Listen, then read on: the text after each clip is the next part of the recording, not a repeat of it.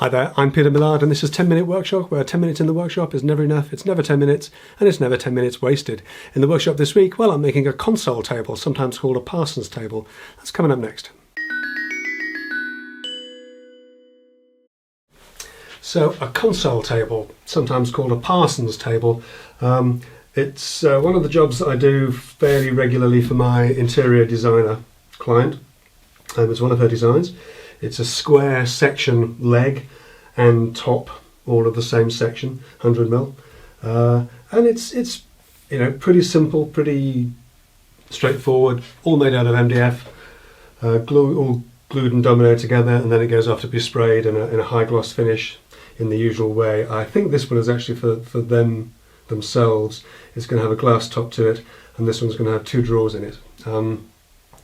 When I first started making these, they'd had somebody else making them, and what they'd done was a fairly simple little sort of table like this. It was a top and four legs.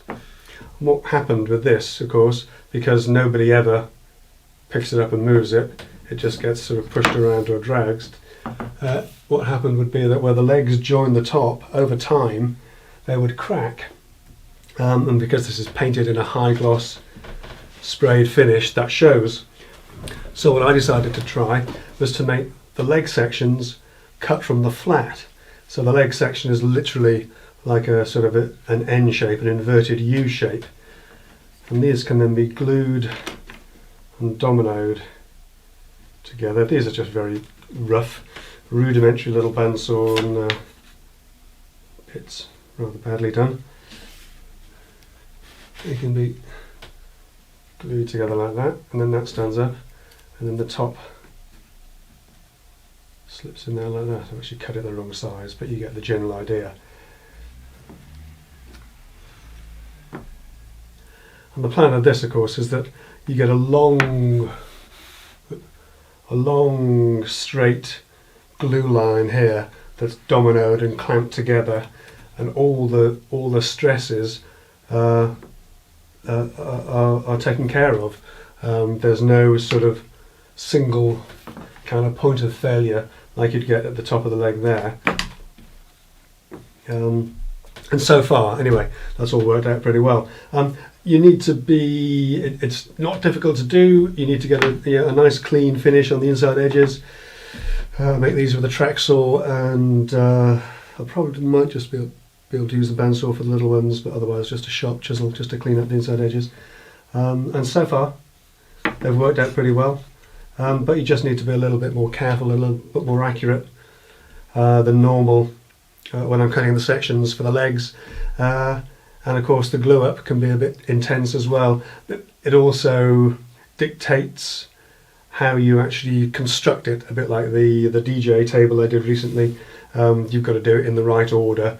The way this one is being built, these legs are planted on to the end, so they've got to go on last, which means that I've got to build the drawers before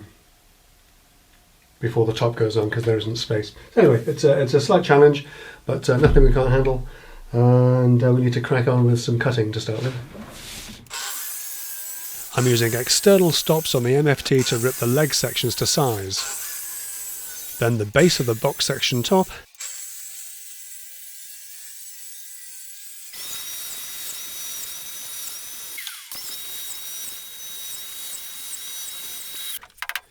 and I'm lipping this with softwood to give a little more rigidity over the 1700mm width.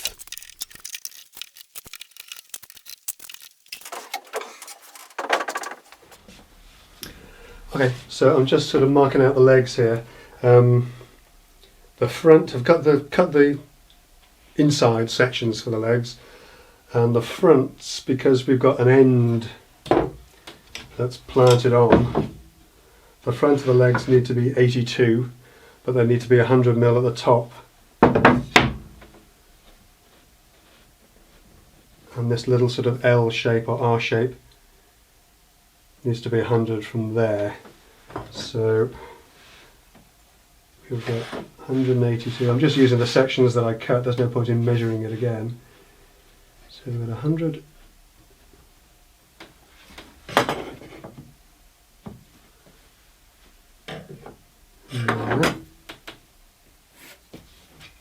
And that goes down 100 to here. Then from here down, we've got 82. And that should now be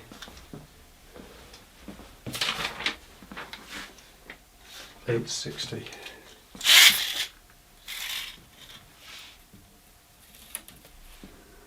With the marking and measuring all done, I can cut the leg end sections with the plunge saw, separating the pieces with a pull saw and finishing them off on the bandsaw.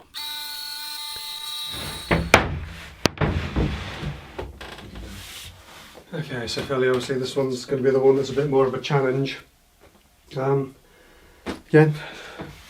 just got to do a bit of careful cutting as we go and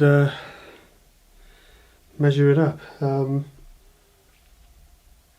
Again, this is the back, so it'll have legs, these legs planted on the ends.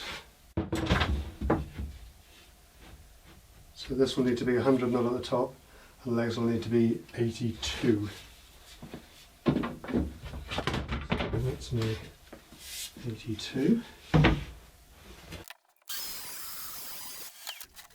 Although the size makes them a little unwieldy, the cuts are the same as before, with the pieces separated with a pull saw and finished off on the bandsaw or old school style with a sharp chisel and a block of sandpaper.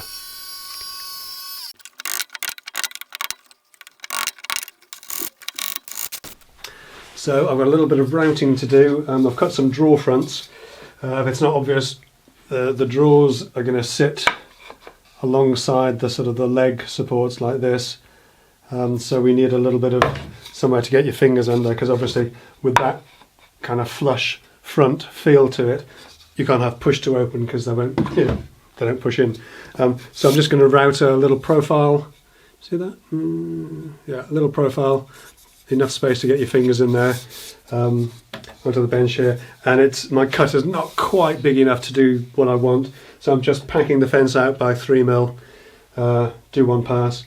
Then we'll take those off and do another, just to get that, just to give ourselves enough space to get our fingers in there. We'll bang through those now. I make our first pass with the fence packed out, then remove it and make the second passes on both pieces. Okay, so let's have a quick recap. We've got all the cutting done and most of the machining, I think, all the router stuff. Lots of dominoing to come. We'll get to that in a sec. But basically we've got the rear kind of N inverted U shape of the frame and rear legs of the table. All the funny shaped sort of little bits and pieces that we had before. Obviously these are just taped together for now, but they form each leg section and they'll be glued up and clamped with dominoes in. And then we've got the end caps that will come on here.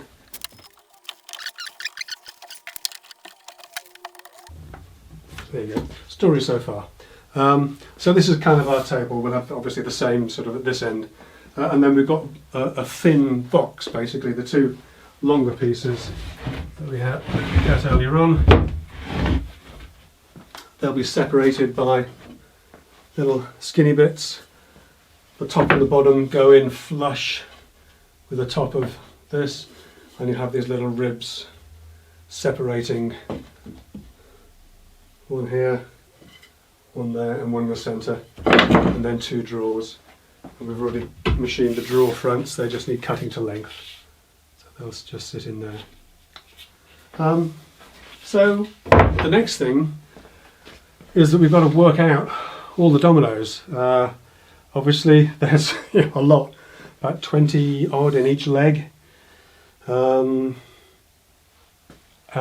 you've got to work out how they go. As I say, how it's constructed we've got to make the box first, because we've got to be able to get into it to get the drawer runners in, which means I've actually got to do the base part to get the drawers and the runners fitted, and then put the top on, because you can't get in otherwise, because that whole assembly then has to sort of mate into the front and rear halves, and then the ends have to go on. So it's a bit sort of a bit of a convoluted way of doing things.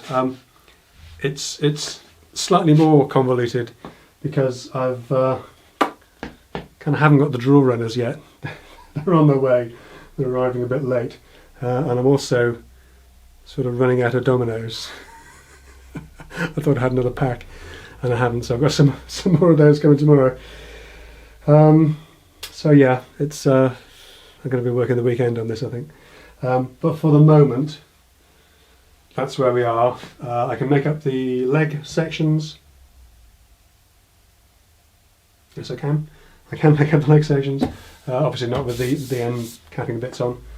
But really, it's a bit of careful measuring and marking to get the dominoes, the domino positions organised, and then start getting the box section, the base, in, so I can actually fit the drawers. I need to make the drawers as well. That's the other thing. Yeah, good point. Lots to do.